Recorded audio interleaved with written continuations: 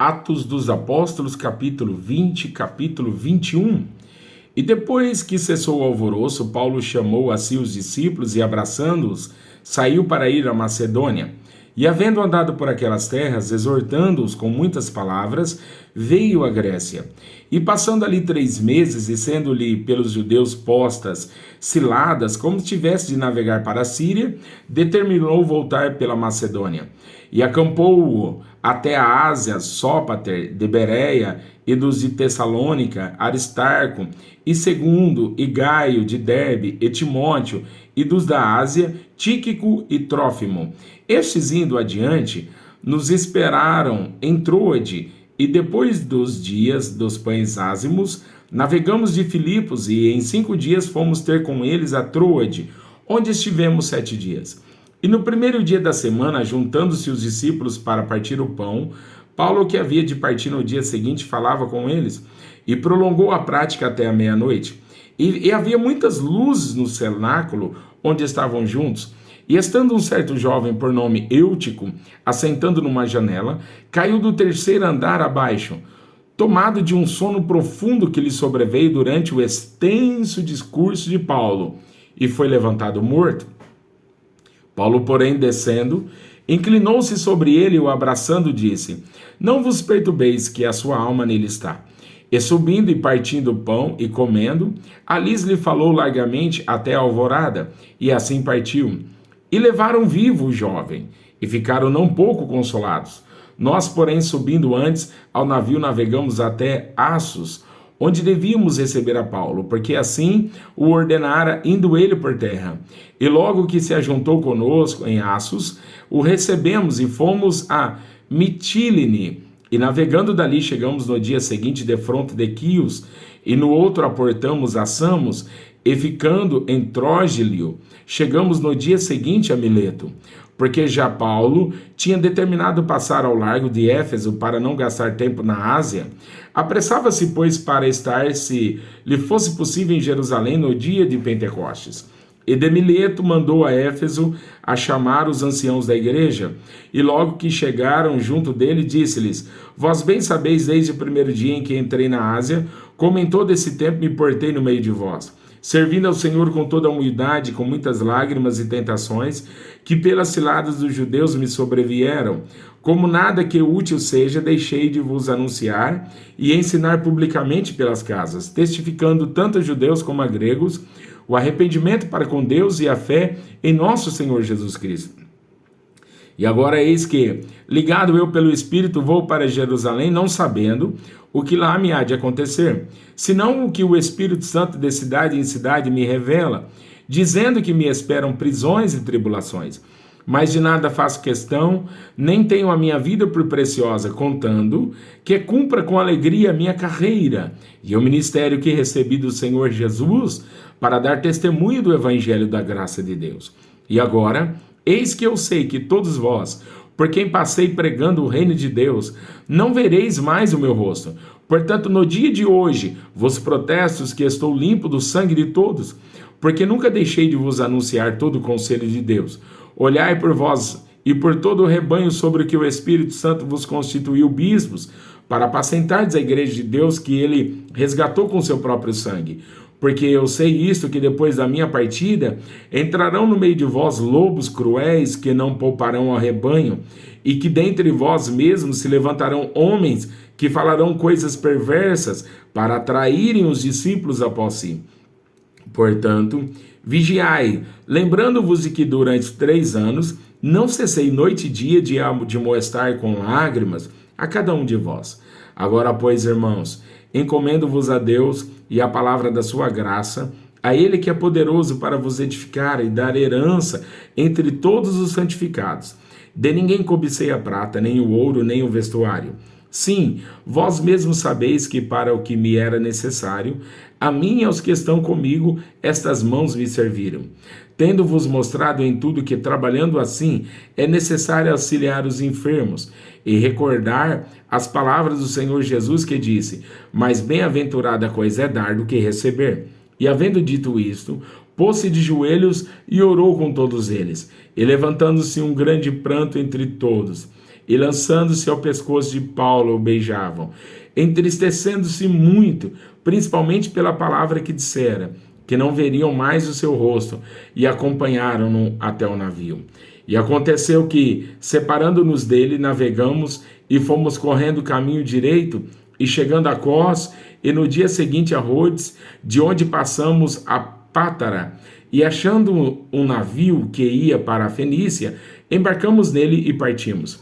Indo já à vista de Chipre, deixando-o à esquerda, navegamos para a Síria e chegamos a Tiro, porque o navio havia de descarregar ali sua carga.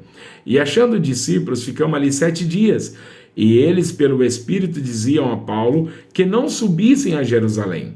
E havendo passado ali aqueles dias, saímos e seguimos nosso caminho, acompanhando-nos todos com suas mulheres e filhos, até fora da cidade, e postos de joelhos na praia, oramos. E despedindo-nos uns dos outros, subimos ao navio, e eles voltaram para suas casas. E nós, concluída a navegação de Tiro, viemos a Ptolemaída, e, navegando, saudando os irmãos, ficamos com eles um dia. E no dia seguinte, partindo dali, Paulo, e nós que com ele estávamos, chegando a Cesareia. E entrando em casa de Filipe, o evangelista, que era um dos 7, ficamos com ele. E tinha este 4 filhas virgens que profetizavam.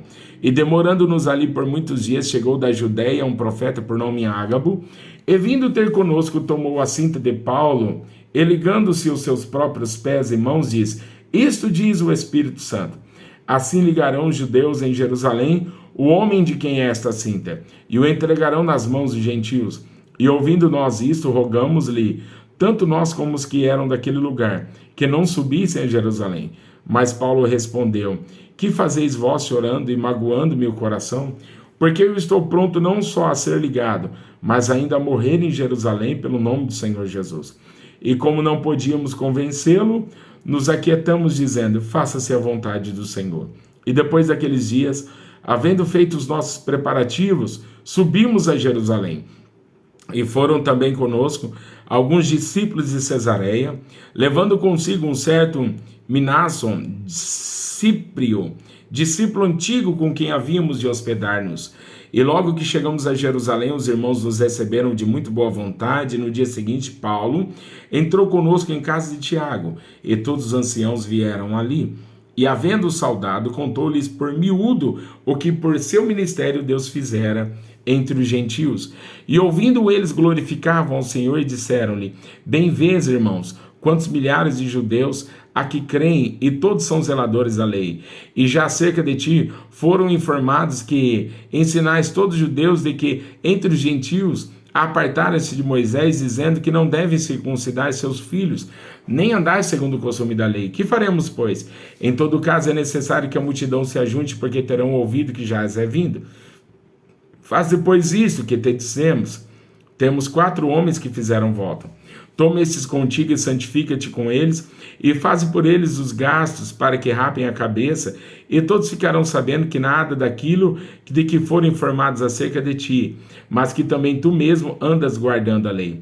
Todavia, quanto aos que creem dos gentios, já nós havemos escrito, é achado por bem que nada disso observem, mas que só se guardem do que se sacrifica aos ídolos, e do sangue do sufocado e da fornicação.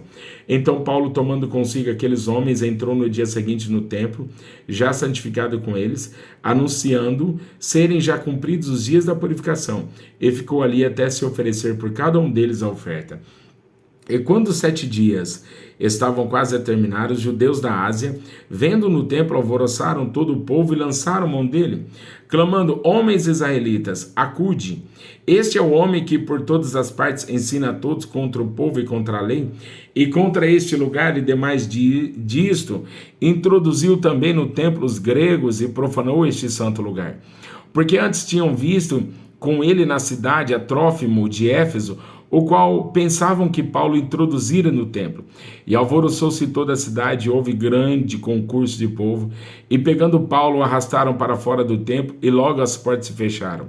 E procurando eles matá-lo, chegou ao tribuno da corte, e avisando de que Jerusalém estava toda em confusão, o qual, tomando logo o consigo soldados e centuriões, correu para eles, e quando viram o tribuno e os soldados, cessaram de ferir a Paulo.